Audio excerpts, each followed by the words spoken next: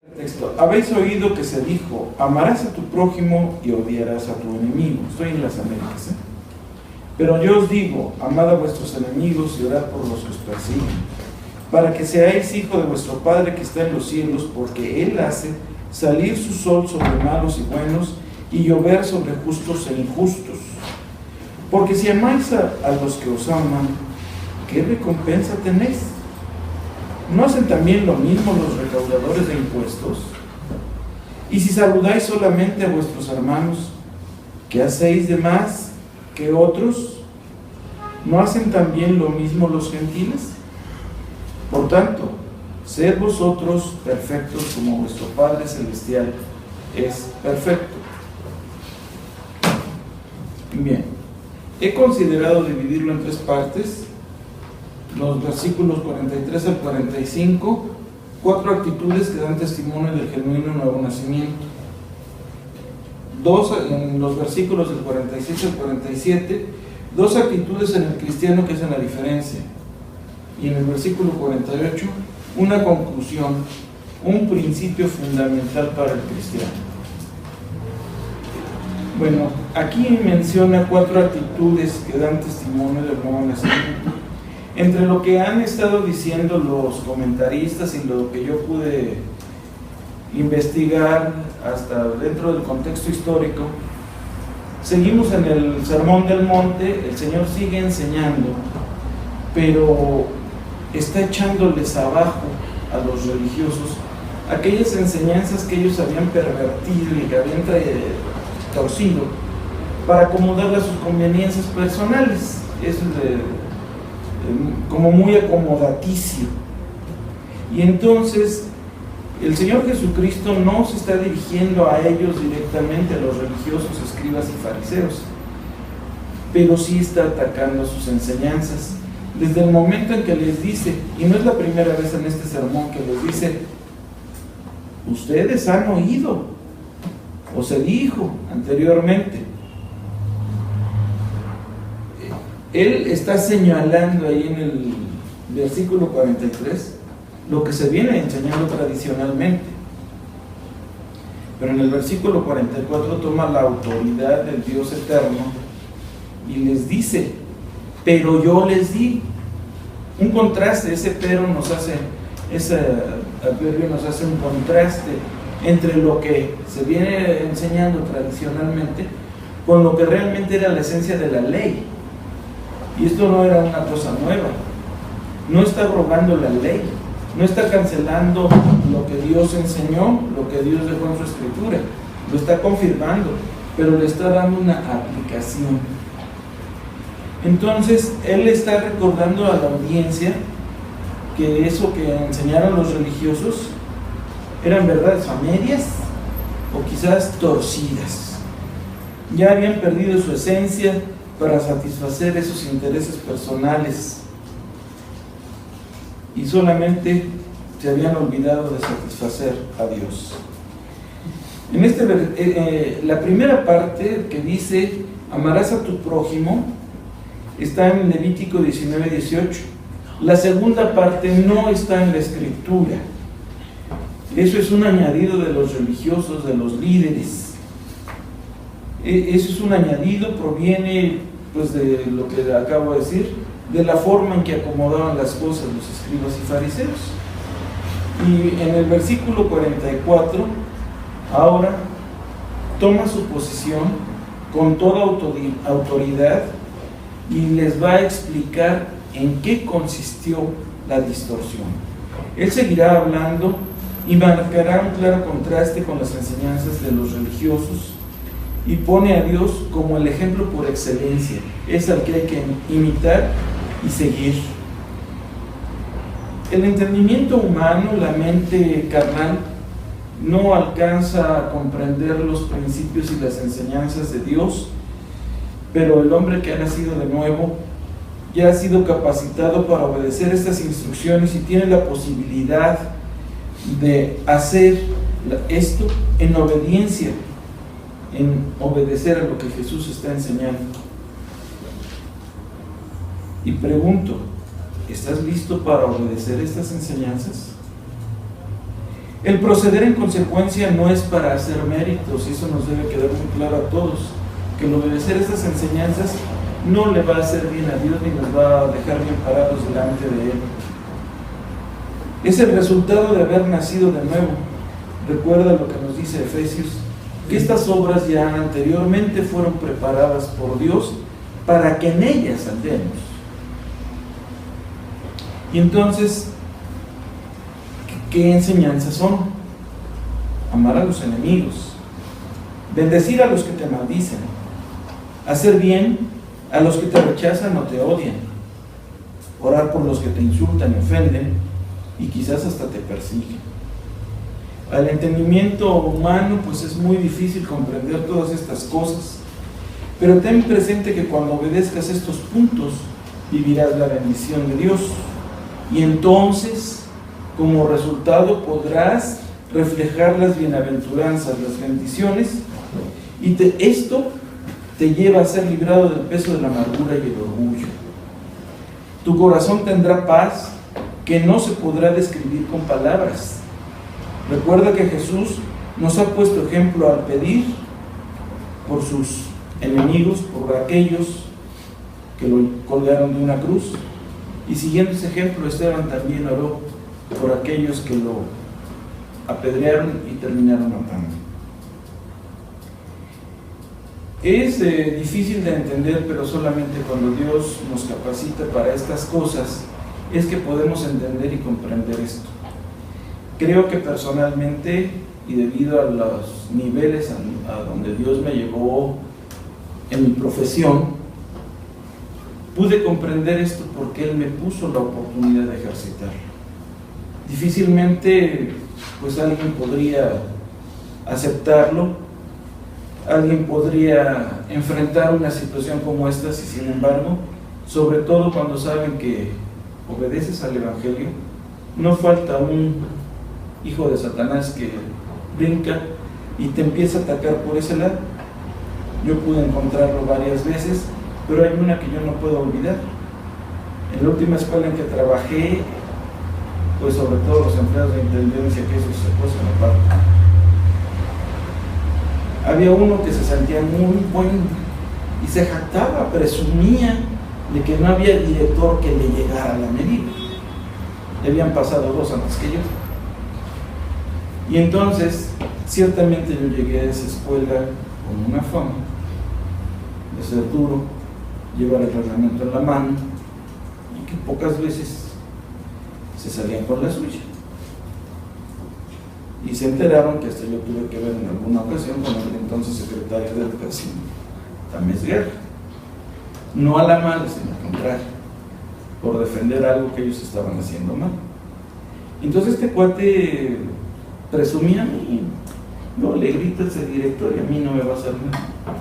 Dije, ándale, tú eres la oportunidad. Y yo calladito, porque así me veo más bonito. Y se dio una ocasión en que él tuvo una necesidad apremiante. Iban a practicar una cirugía a su papá y supuestamente iba a venir una hermana desde Teotihuacán para llevarlo, pero se llegó la hora y su hermana no llegaba, y entonces me pedía permiso ya para salir, ir por su papá y llevarlo a la cirugía que ya tenían programada. Le dije, no te vas, espérate, confirma si va a venir tu hermano. Ya me tengo que ir, ya se le notaba nervioso el cuarto. Entonces, no, ni le avisé al inspector. Me salí de la escuela. Le dije, agarra tus cosas porque ahorita nos vamos. No más, te callas y nos vamos. Pero ahí el director autoritario reaccionó. Ese fue un impacto que tanto él como a su papá no se les puede olvidar. Entonces fui a la casa del papá aquí, y había un trafical parecido al de hoy. Y ahí vamos hasta la colonia Narvarte, donde estaba la cirugía. Yo nomás le dije al subdirector, si habla el jefe, que ahorita vengo. Yo le explico. Si se da cuenta, pues ya le explicaré. Fui, y de regreso dije, yo no voy a correr. Para eso el subdirector, y ya llegaría a ver cómo están mientras el gato anda afuera, ¿verdad? los ratones tienen fiesta, no, estaban tranquilos todos. Entonces lo dejé, pero yo pude notar al día siguiente que regresó a trabajar este empleado de intendencia que tenía otra actitud hacia mí, siempre se dirigía a mí de manera agresiva. Y después de esto se volvió dócil, obedecía, no rezongaba. Dije, bueno, ahí es cuando yo me atrevo a afirmar que vives la bienaventuranza, porque Dios me dio el respeto de aquel que quería agredirme, porque como sabía la fama que yo traía, él estaba seguro que me podía tirar del puesto, y Dios me afirmó.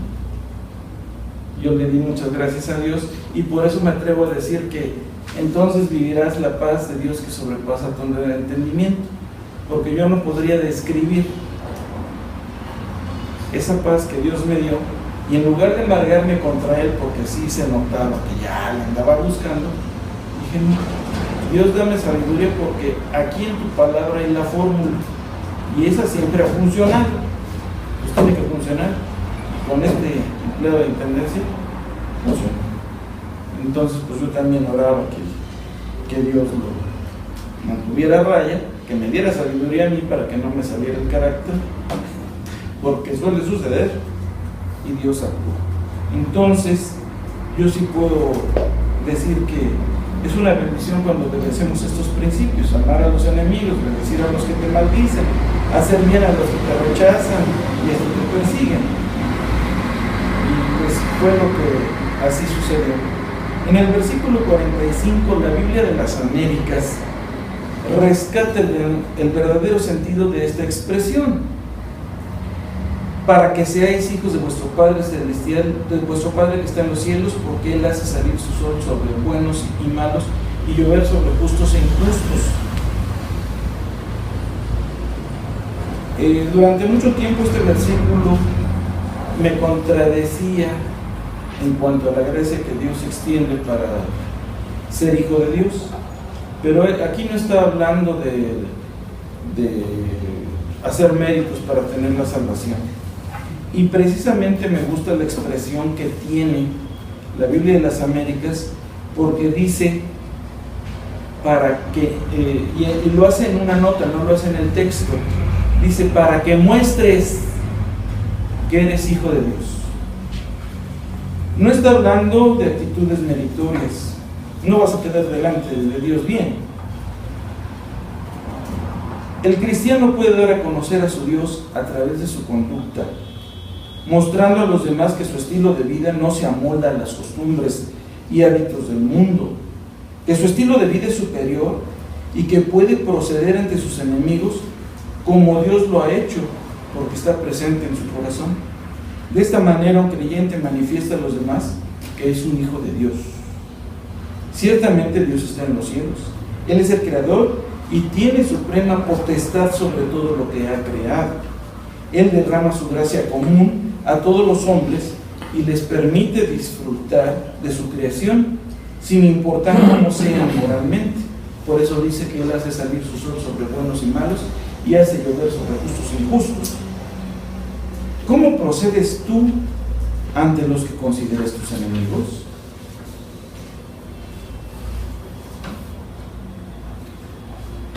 Y paso a los versículos 46 y 47 juntos. Jesús está hablando a su audiencia y pone dos ejemplos de actitud que se pueden seguir. El creyente nacido de nuevo y futuro ciudadano del cielo puede ejercer estas conductas porque ya Dios le ha capacitado para ello por el poder del Espíritu Santo. Esta enseñanza de estos dos versículos golpea el corazón de las malas enseñanzas y esas prácticas que tanto los publicanos o recaudadores de impuestos, así como la forma de vivir de todos aquellos que no conocen al Dios de Israel. Algunos maestros judíos daban énfasis a la bondad para con los paganos, o sea, los gentiles, para traerlos a la verdad, pero la mayoría de ellos saludaban y se ocupaban solamente de los que conocían. Esto también es una situación en la que cada creyente nos podemos encontrar. Puede haber alguien que te está atacando, pero si pasas y le saludas nada más así, buenos días, lo dejas callar. Y así ha sucedido. Los publicanos o recaudadores de impuestos estaban considerados entre los judíos como los más apóstatas, esto es, traidores, abusivos, porque usaban su puesto para sacar provecho propio. Además eran traidores porque trabajaban para el gobierno romano y muchas veces se les consideraba paganos, inmorales, idólatras y a menudo hasta antijudíos. Los judíos estaban de acuerdo en que no debían de ser como los paganos, pero estos lo habían entendido de otra manera. Jesús está enseñando a la audiencia que no se tomen a sí mismos como referencia para aplicar su propia justicia, sino para no medirse o medir a los que no son como ellos. La aspiración de Dios es que el nivel de conducta moral y ética sea superior a la de todos aquellos que no le conocen y mucho menos le obedecen. Y en el último punto, una conclusión en el versículo 48. Este versículo, así a primera vista, a la hora que lo leí, lo consideré un resumen de lo que de lo que Jesús ha venido diciendo desde el versículo 21 hasta el 47. De hecho, es el resumen de todo lo que el Señor viene enseñando en la Escritura. El gran propósito de la salvación, la meta del Evangelio, es el gran anhelo del corazón de Dios, y es que todos los hombres lleguen a ser como Él. La palabra aramea que se traduce perfecto tiene los significados de completo o entero, con la variante de misericordioso, sobre todo en el pasaje paralelo en Lucas 6:36. En este contexto significa cumplir las demandas que está diciendo Mateo del 21 al 47. Y el vocablo griego al que se traduce como perfecto significa alcanzar o completar un fin intencional. A menudo se traduce como maduro, pero aquí el significado es obviamente el de perfección, porque el Padre Celestial es el nivel de referencia, Él es la norma absoluta.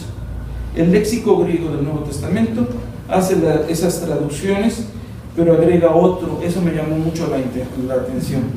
Agrega un significado o una traducción que se le puede dar al término perfecto, quiere decir íntegro, un atributo divino que Dios desea que nosotros imitemos, el de la integridad. Oye.